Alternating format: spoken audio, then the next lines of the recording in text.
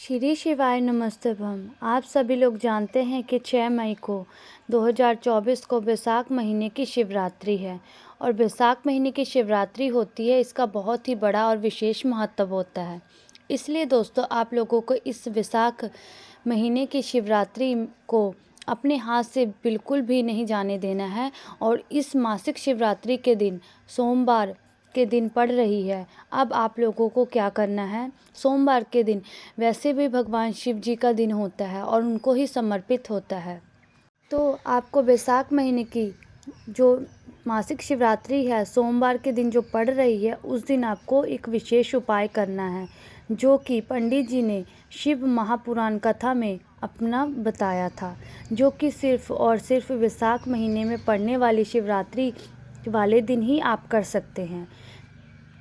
अगर आप इस उपाय को करते हैं तो आपके जीवन के दुख और परेशानी दूर होगी और आपकी जो मनोकामना होगी वो भी पूर्ण होगी। उससे पहले आप इन उपायों के बारे में जान लीजिए, वो कौन से उपाय हैं।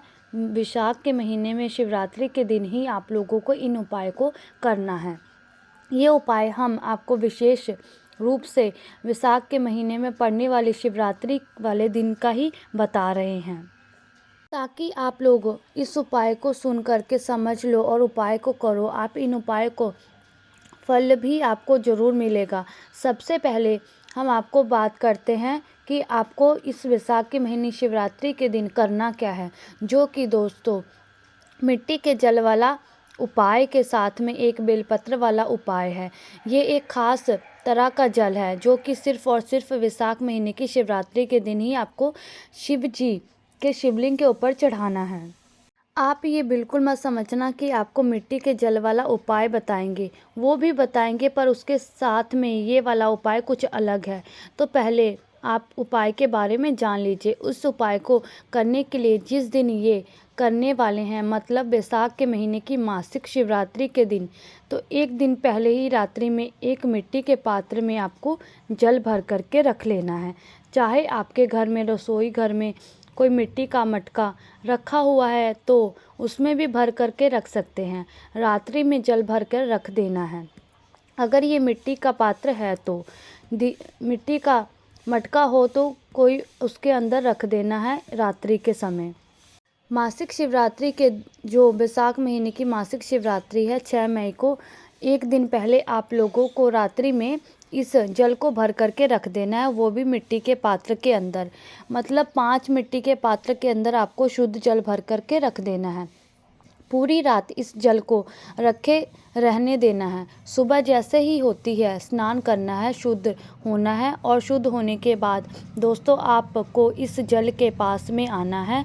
इस जल के पास में आने के बाद दोस्तों क्या करना है कि इस जल के अंदर, मतलब जो मिट्टी के पात्र के अंदर आपने जल भरा हुआ है या मटके के अंदर जो आपने जल भरा हुआ है, जो भी पूरी रात भरा हुआ रखा हुआ है, जो सुबह जो मासिक शिवरात्रि लग जाएगी तो कि बैसाख महीने की मासिक शिवरात्रि, तो इस दिन सुबह सुबह आप लोगों को पहला काम ये रहेगा कि आप लोग एक तांबे का लोटा लेना और तांबे का लोटा ले लो। तांबे का लोटा लेने के बाद मिट्टी के पात्र में जल भर रखा हुआ है, तो आप उस मिट्टी के पात्र में जल को जो अपने लोटे में डाल दीजिए।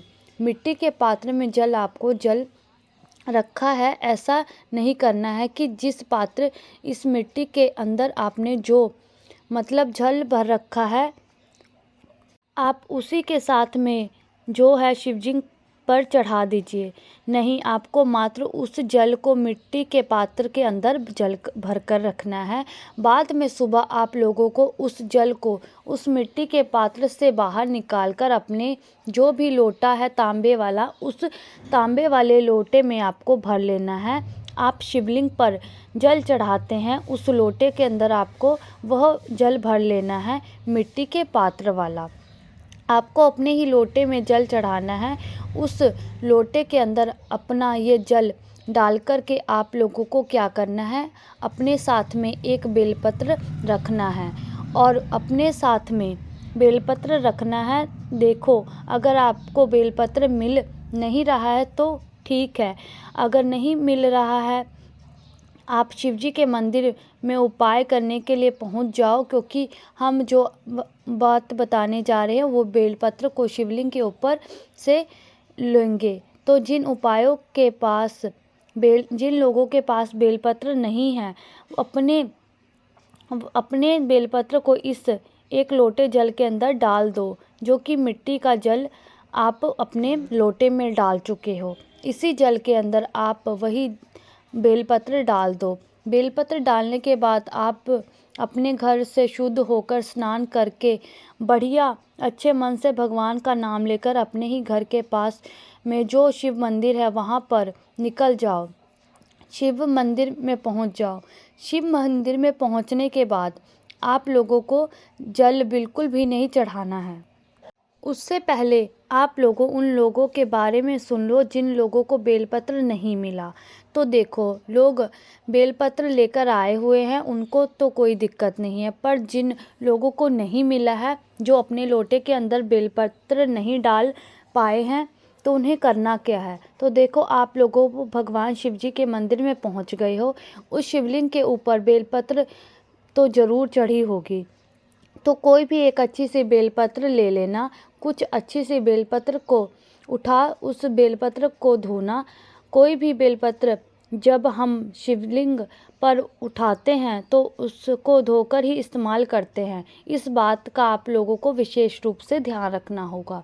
जो भी बेलपत्र आप शिवलिंग के ऊपर से चढ़ा रहे हो, उस बेलपत्र को आप लोगों धो लीजिए।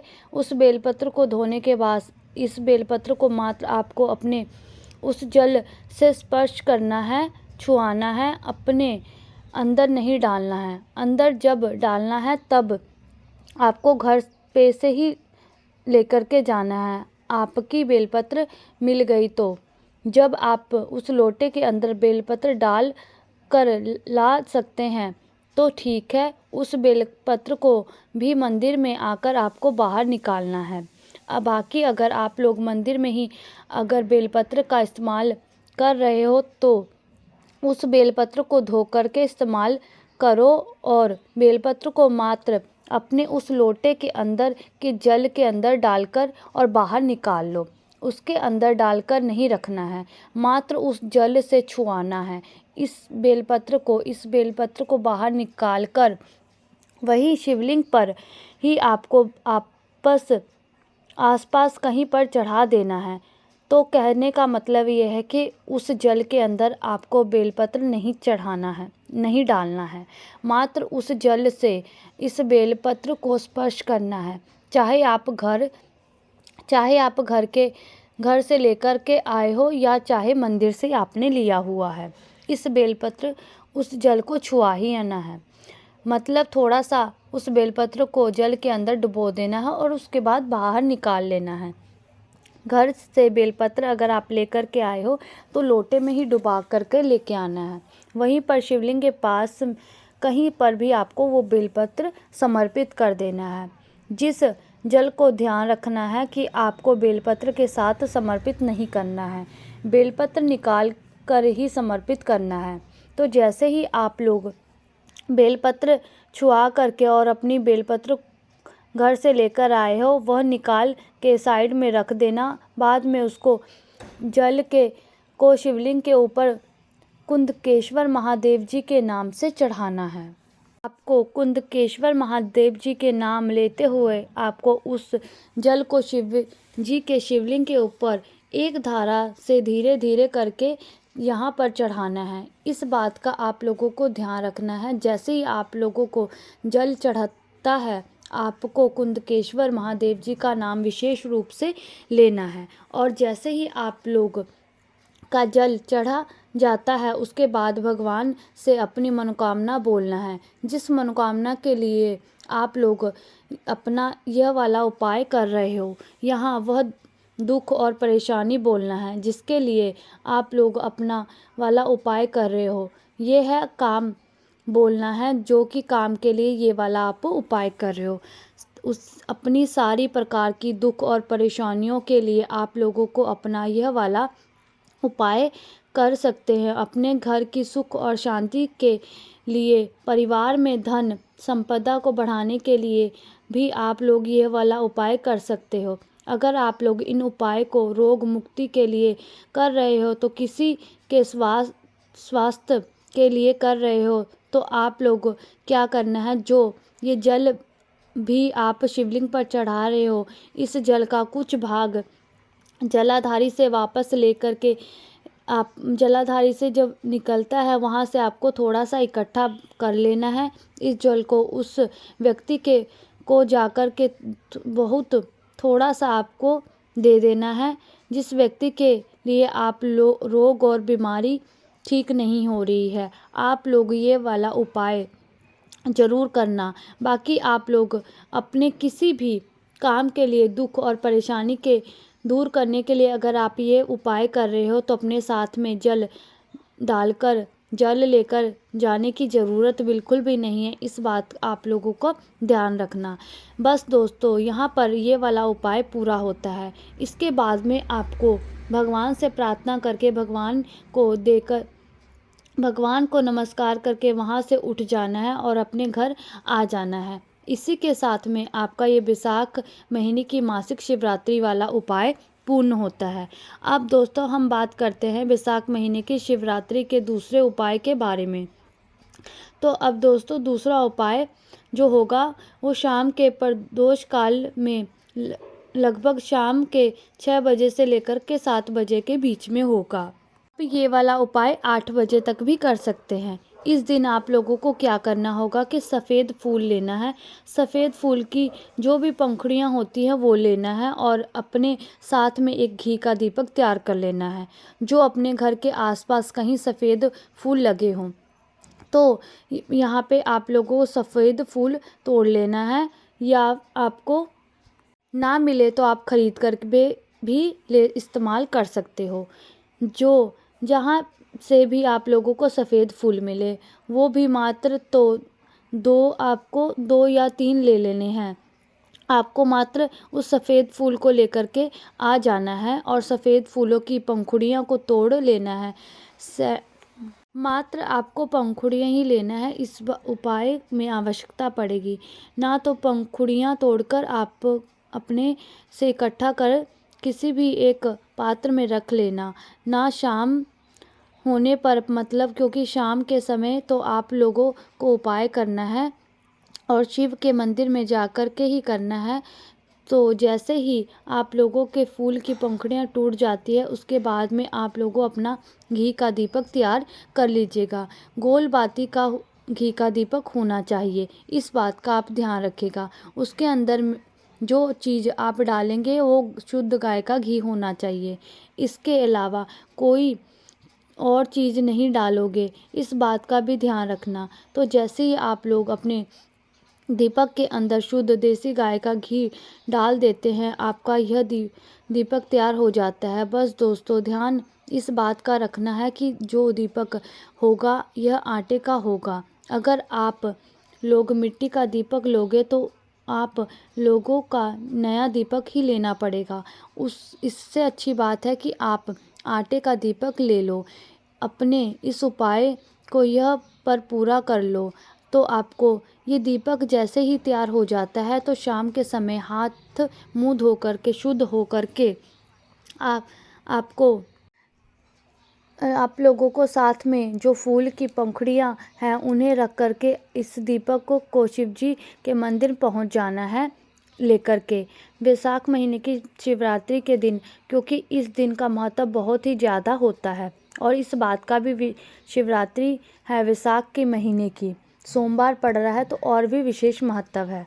इसलिए ये सोने पे सुहागा वाला काम है यहाँ पर होने वाला। तो आप लोग इस दिन जैसे ही शिवजी से पहले ही आप लोग मंदिर पहुंच जाते हो, शाम के समय शिव मंदिर में पहुंचकर आपको अपना वह दीपक जो है उसे निकाल के जला लेना है।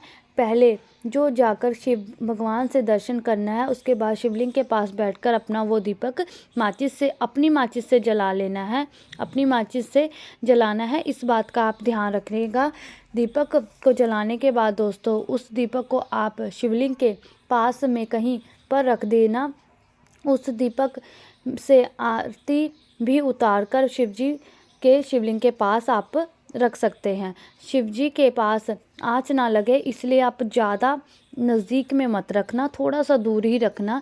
जैसे ही आप लोग दीपक शिवलिंग के पास में रख देते हो, वह सफ़ेद फूल की पंखुड़ियों को निकाल लेना और पंखुड़ियों को निकालने के बाद इस पंखुड़ियों से आपको भगवान शिव जी की शिवलिंग का श्रृंगार करना है, मतलब उसको सजाना है। सजाने के बाद उनको सजाओगे कैसे? जो शिवलिंग होती है, शिवलिंग के ऊपर में सफ़ेद फूलों की पंखुड़ियाँ मतलब उसके ऊपर रख दो। उसके बाद पूरी जलाधारी पर भी आप लोग सफ़ेद पंखुड़ियाँ रख दो, समर्पित कर दो। उसके बाद में आसपास जो भी जगह है वहाँ पर भी थोड़ी थोड़ी सफ़ेद फूलों की पंखुड़ियाँ वहाँ पर समर्पित कर दो। कहने का मतलब है सफ़ेद फूलों की पंखुड़ियों से आपको शिवलिंग को पूरा सजा देना है। उस सफ़ेद की पंखुड़ियों से जैसे ही आप सजा देते हो, आपको भगवान से कुछ भी नहीं बोलना है। सुबह करने के बाद मनोकामना वगैरह भी कुछ नहीं बोलना है। आपको भगवान के सामने हाथ जोड़कर 2 मिनट आपको जाप करके भगवान को धूप दे कर के वहाँ से उठ जाना है और अपने घर पर आ जाना है। इस उपाय को करने के बाद भगवान को कुछ देंगे आप लोगों की अपनी आप कभी कल्पना भी नहीं की होगी, क्योंकि इस उपाय को करने के बाद आपको भगवान से कुछ भी मांगा और जब भगवान अपने मन से कुछ देते हैं तो वो इतना कुछ देते हैं कि जिसकी हम कल्पना भी नहीं कर सकते हैं। तो दोस्तों, बस इतना सा उपाय करना है तो आप देखेंगे कि भोलेनाथ की कृपा से आपकी जो भी मनोकामना है आपके मन में होगी वो ज़रूर पूरी करेंगे, पूरी करेंगे, पूरी करेंगे।